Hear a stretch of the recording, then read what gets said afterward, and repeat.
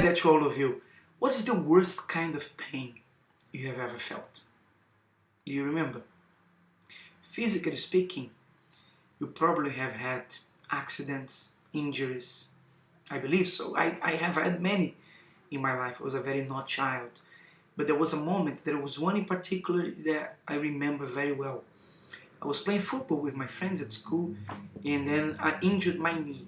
I'll never forget that. I remember until today the place where I was.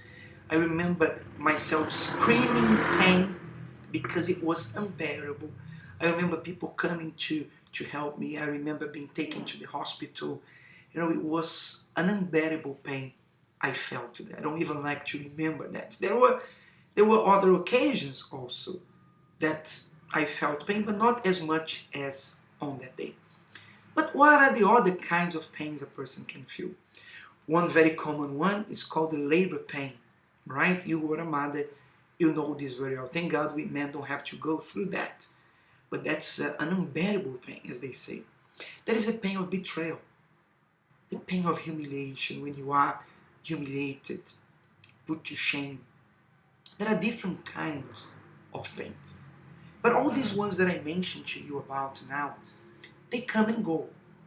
You feel that pain, you go to the hospital, you get fixed, and then the pain goes away. You may suffer with some consequences of that problem, but the pain in itself will eventually. The first pain we can feel is the pain that Jesus talks about here in his word. Look what he says.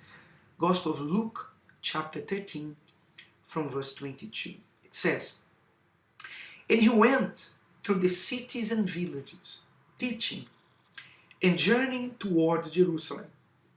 Then one said to him, 'Lord, are there few who are saved?' And he said to them, 'Strive to enter through the narrow gate. For many, I say to you, will seek to enter and will not be able.'" I will repeat. Strive to enter through the narrow gate. For many, I say to you, will seek to enter and will not be able. When once the master of the house has risen up and shut the door, and you begin to stand outside and knock at the door saying, 'Lord, Lord, open for us,' and he will answer and say to you, 'I do not know you, where you are from.' Then you will begin to say, 'We ate and drank in your presence, and you taught in our streets.' But he will say, 'I tell you, I do not know you, where you are from. Depart from me, all you workers of iniquity.'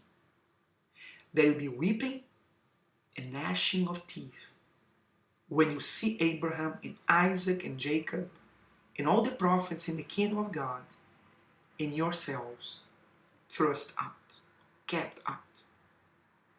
Think about that. There are many things that we could talk about there. But he mentions, strive to enter through the narrow gate. Strive means sacrifice. If you have to enter, it means that you're not there yet. You're going to have to go through it. It's a different place. It's a different environment. You have to go through a door in order to get to this place.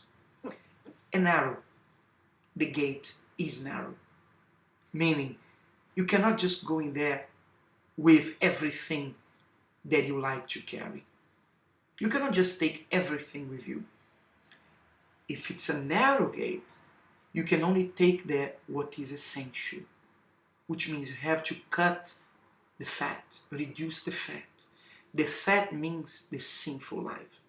We need to get rid of these things so we can pass through the narrow gate. That is the secret. If you don't, it's written there, there will be weeping and gnashing of teeth. Now imagine, this pain that he's talking about, this will never end. This is eternal. This is forever. And this pain, friends, you don't want to feel. Trust me, you don't want to feel that.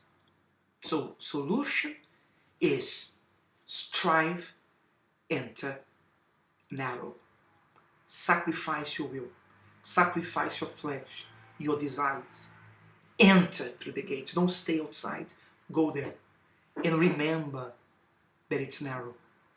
If you only remember that when you arrive there, you're going to be in trouble. Because the doors are not closed yet. This door is not closed yet. Just as the wide gate is not open or is not closed yet, this one is not closed. Which means while you are listening to us, while you are alive, the opportunity is there. The Lord has not yet shut the door. It will happen when your days are finished. When you get there, then there is nothing else that can be done. And if you realize that you took many things with you that you're not supposed to, then you're going to stay out. Then you will stay out of that place. You won't be able to enter there. Because remember, the door is very narrow. And outside, there will be weeping and gnashing of teeth. So you have been complaining of pain, physical pain, emotional pain. You say that you can't bear anymore. You say that you cannot take it anymore. Remember this kind of pain. And when I think about it, it reminds me of Job. Job, one of the greatest characters in the Bible. Job lost his family. He lost his family, all his children. He lost them in one day. Remember that?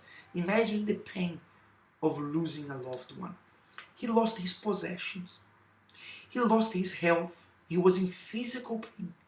But in all that, he didn't curse God. His wife told him, curse your God and die. And he said, woman, you speak like a foolish one. You speak like a foolish woman. Which means, how can, and he didn't know that it was evil who brought the problems. He thought it was God who was bringing the problems. He even said, God has brought good, God has brought problems. So, I mean, how can I complain about it?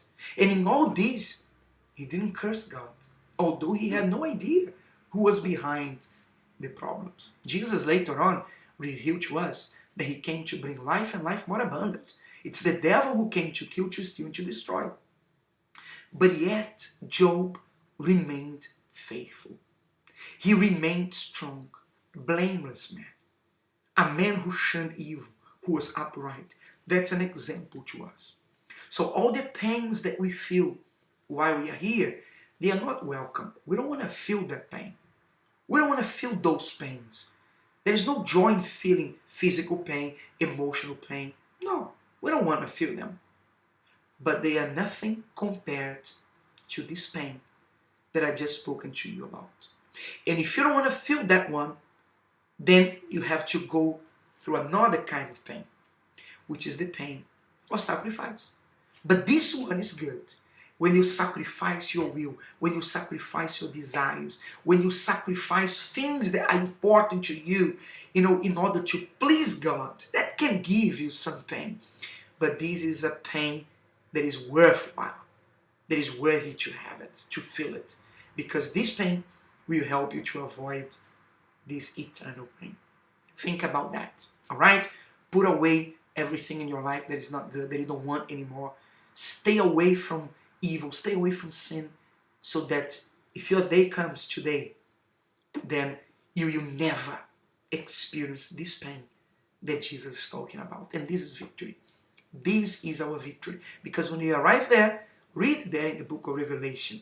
I think Revelation 21, if I'm not wrong, at the end of the book of Revelation, then it says there that in the place that the Lord has prepared for us, there will be no tears, there will be no cry, there will be no suffering, there will be no sadness. Which means the things that once were here have passed away. There will be no pain. And that's what we want. This is what you want, this is what I want. So let's strive for that. Strive for that. Strive to enter through the narrow gate.